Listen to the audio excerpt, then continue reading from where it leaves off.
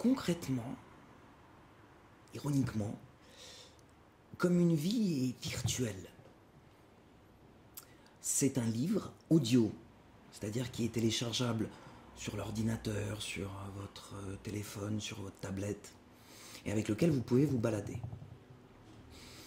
C'est construit comme un roman radiophonique de l'époque. Vous vous souvenez où les gens s'asseyaient autour d'un poste pour écouter les belles histoires.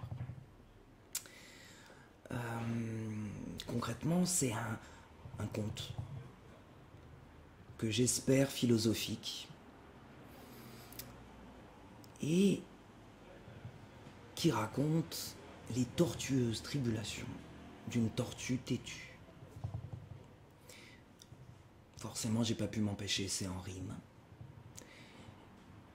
Il y a de la musique, il y a une ambiance sonore, il y a 11 très bons amis qui donnent vie grâce à leur voix aux personnages. C'est des gens que j'ai croisés depuis que je bourlingue autour du slam, et pour certains qui ont beaucoup avancé leur art, et je pense à Luciole qui joue le personnage principal, Négus, Nen, Nabil Daxen, JLS, To, Damien Nourri, Sandra Bechtel, Carole Guinel, Sandra Ouassa et Monsieur Le Robert. Et c'est des amis très chers et j'ai adoré les avoir un petit peu pour moi durant ces 3 années et demie que je suis sur ce projet-là.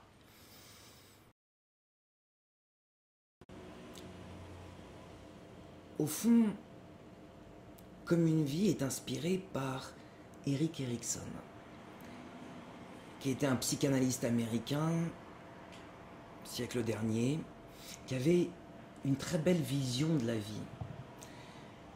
Il la voyait en étapes, avec une question fondamentale à chaque fois, qui nous permettait soit de passer à l'étape supérieure, sereinement, soit avec des casseroles qui nous rattachent au sol et au passé. Et il a déterminé 8 étapes comme ça. C'est ça que j'ai trouvé très intéressant, cette idée qu'on a tous des questions fondamentales auxquelles on doit répondre pour être foncièrement humain. On a tous des démons qu'il faut combattre. Et le fait que lui les nomme m'a beaucoup intéressé. Parce que je pense que c'est en les nommant qu'on arrivera mieux à leur répondre.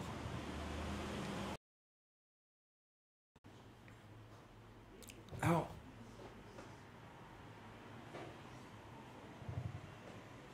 c'est pas par hasard que je voulais qu'on se rencontre ici, à l'Alchimiste. C'est pas seulement parce que c'est mon restaurant préféré, même si c'est très pratique. C'est aussi parce que l'Alchimiste de Coelho m'a beaucoup aidé dans la vie, et notamment pour écrire Comme une vie. Il y en a d'autres à qui je voulais rendre hommage, c'est Le Petit Prince, Le Roi et l'Oiseau, La vie devant soi, et j'irais même jusqu'à dire Cyrano. Alors je ne dis pas que c'est au même niveau, mais ils m'ont inspiré, et c'est ma petite manière à moi de leur rendre hommage.